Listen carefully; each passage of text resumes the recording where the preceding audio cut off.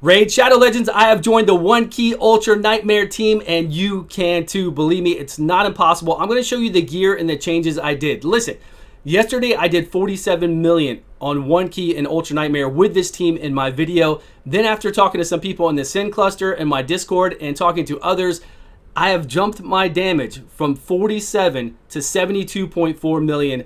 And I was supposed to be sleeping, but instead I just wanted to get this done and go over all my champions. I'm going to show you what we did. Relentless gear on this champion is amazing. You got to have it on your DPSer. Yesterday, remember, we did this with Frozen Banshee as well as Aethar. You don't have to have a Draco. You have to have a Draco to 1 key, no doubt. You know Draco is overpowered in PvE. You have to have a Draco to 1 key, but you can super strong 2 key it and then go 1 key Nightmare with the same team, easy setup, 1 key Brutal. Very easily, and we're going to talk all about that. Let's look at the rotation really quick, and then we'll get into the details about everything, and then also about what we can do to get Rust's information out there. So I'm going to put the speeds above, and then we're just going to go over the rotation really quick. A3 on the Maneater, A2 on the Seeker. We're going to talk about Seeker too. A lot of people ask why Seeker. Then we do the A3 on the Painkeeper whenever she comes up. Doesn't matter if she's next or not. And then the A2 on the second Maneater. And then whatever you want to do with your DPS. Get their stuff up, and then you just hit auto. That's it. We're done. So this whole run, I can't believe I increased my damage from 47 million to 72.4 million. It was insane, but it's over such a long fight, right? That just even the smallest changes add up to a lot. Now, Seeker. Everybody asks, why do we need to use Seeker? Seeker in this comp has a 3-turn move, right? That increases your turn meter by 30%, but he gets an extra turn. So it's really like a 2-turn cooldown, and then he attacks. So he's always doing damage as well. He's actually a really high damage dealer in this comp. It works out perfectly. I don't know if you can use somebody like an Apothecary here, what kind of speeds you would need to change. But with the speeds we show above, with what I'm running, Seeker seems to be the person to use. I'm sure Rust could help us out and let us know other variations. I've been watching Rust's channel. He has 4 videos up right now. And what I really like is the video with the Painkeeper, the 1 Painkeeper, the 1 Maneater, and then somebody eating the stun. Like a Bad Alcazar or even a Taurus. He has an epic Minotaur Taurus, which I have too, that I use on Xavier to play around with, eating the stun from the clan boss because he puts up an unkillable on himself, and the whole team works. So there are so many different variations. So what I want you to do right now is look below, click see more in the description of this video, and go to our Discord. Join our Discord, get involved in the conversations there. Also, if you guys know a write-up from Rust that has all the different speeds, because he left a comment yesterday on my video helping somebody out about different speed ranges and different speeds for all these teams, right? Especially this Batman Eater team.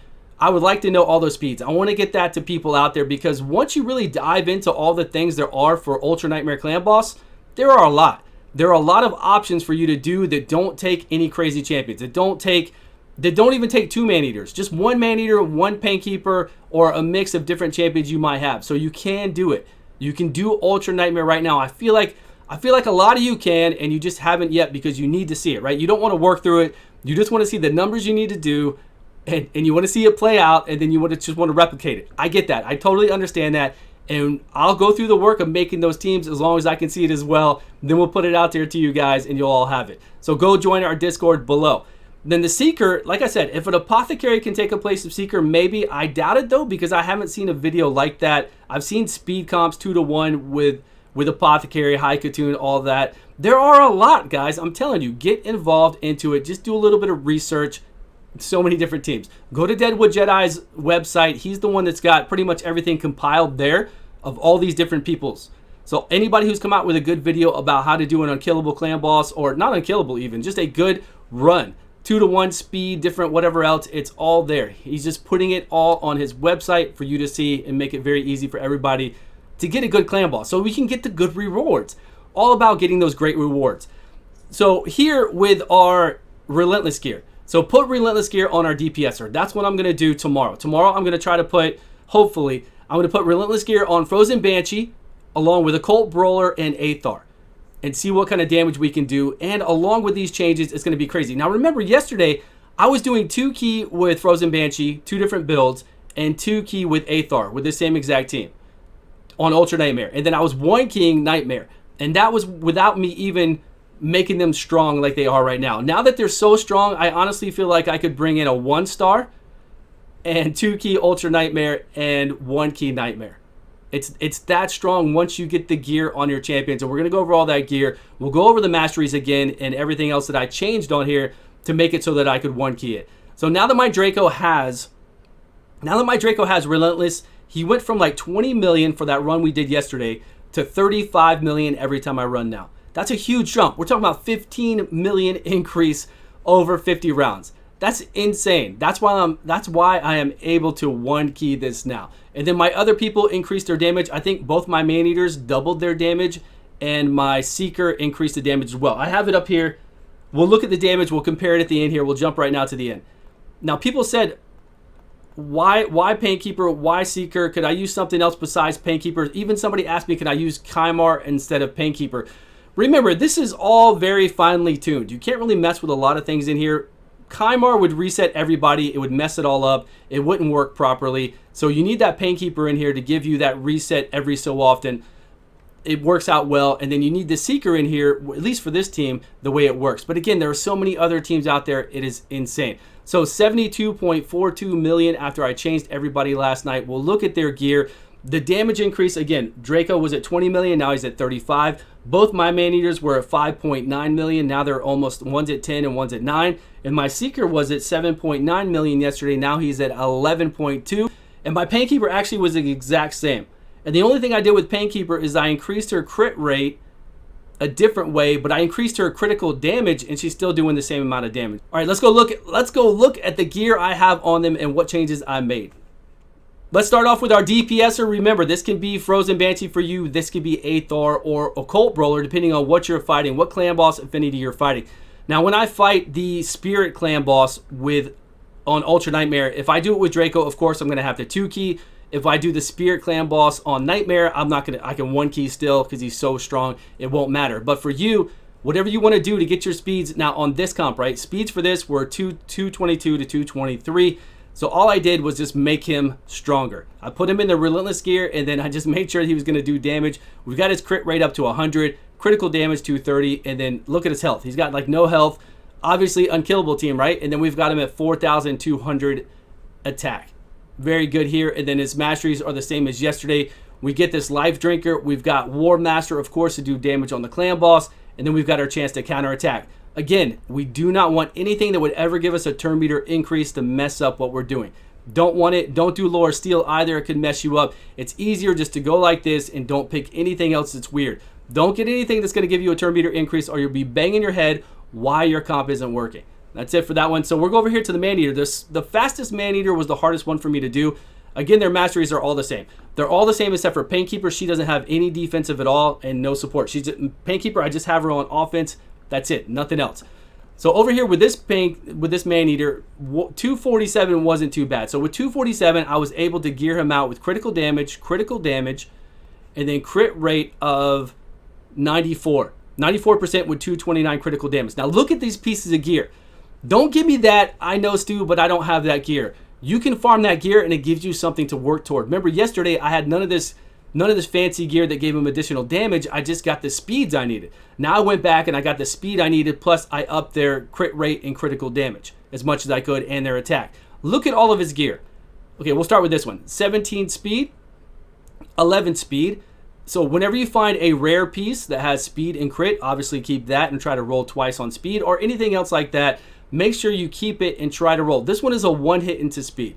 This one is a one hit into speed. Again, we've got 6 speed on this one, 4 plus 3 speed on this one, 45 of course for the boots, right? That's going to be standard. And then we have 16 on here and we're able to get this speed. Let's look at this. This Man-Eater was actually much faster, right? 265. He's harder for me to bring up. I did get him at a higher crit rate. And look at the gear we have. Was it this one? 17 speed, 10 speed, 16 speed. Okay, that looks a little bit higher. 12 speed. Oh, this is the higher one. Okay, this is the higher one. So we needed some speed on here. So this one might be hard for you to make it to where it will do damage.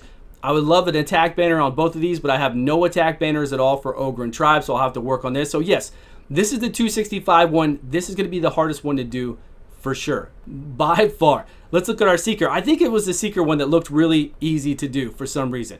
248. So 248 speed. We've got 17 speed here, but then we go into 12 speed, 5 speed. No speed at all on the gloves. And then we've got 10 plus 2, 45. and 17, which gave us a total of 248. So not bad, and we were able to increase his damage by getting his crit rate up to 83 and his critical damage to 217. So we got critical damage gloves and critical damage necklace on him as well. And then anytime I could, I would love an increased attack here, right? 50% or 60% attack percentage, but I just don't have that many, especially in speed, that are great. So I had to put, you got to put whatever you can on, and then make sure you get your attack in here as much as possible. So we have our Painkeeper, I think, that's left to look at. Okay, so Painkeeper, kind of the same setup. We got 90% crit rate, even though she's still, like I said, she's not doing a lot of damage because she has the same kind of stats that our man-eaters have. She's just not, well, she's not counterattacking. That's the issue, right? That counterattack is huge. I'm telling you, you can't have her counterattack because she'll throw everything off. With her healing everybody and everybody having Life Drinker, they are counterattacking a lot. I'm telling you, they are counterattacking, they are proccing War Master. It is making a huge difference. So that's the difference in damage, even though we've got her up to a decent crit rate and critical damage on here with 247 speed. And we wanted the HP. We want the HP percentage on the chest piece. I do have critical damage here, because when she heals on her A2, we want to make sure that she heals everybody up. It's based off of her max HP. That way we can lose the life we need to be able to counterattack, because you do have to lose this life, 25% of your max HP, to be able to have a chance to counterattack. But it happens all the time. But you guys let me know your thoughts below. Please join our Discord. Please get involved. Let me know if there is a Reddit post that Rust made that has all the different teams with all the different speeds. Let me know that. I would love to see it. That way we can start making these teams and eventually find a team for you to be able to 2-key Ultra Nightmare, which looks very easy with all these teams. 2-key looks very easy, and I'm talking with no legendaries. No legendaries whatsoever for a lot of different teams. I'm talking one Man-Eater, one Painkeeper, and whatever else we can play around with. Maybe the Taurus, 3-key for sure, and then you can, go in and try to 1-key your Nightmare. But get you those Transcendence chests so that you can get those good rewards. Thank you, everybody, so much for your time. Appreciate the love and support. Please subscribe if you have not, and I will see you all on a video soon.